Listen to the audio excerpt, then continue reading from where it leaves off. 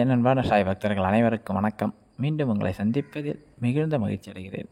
நேற்று புதன்கிழமை லைவ் யார் பார்த்தீங்கன்னு தெரியல. உண்மையிலே அப்பா ஒவ்வொரு நாளும் நம்ம லைவில் அவ்வளோ அழகாக பூ போட்டு நம்மளை ஆசீர்வாதம் பண்ணுறார்.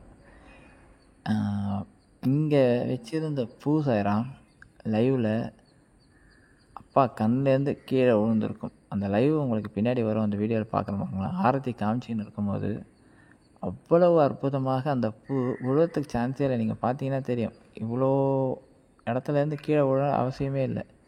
ஆனால் அப்பாவோட ஆசீர்வாதத்தோட அவ்வளவு அழகாக அந்த ஆட்சியிலேருந்து லைவில் நீங்கள் பார்த்தீங்கன்னா பூ கீழே விழுது.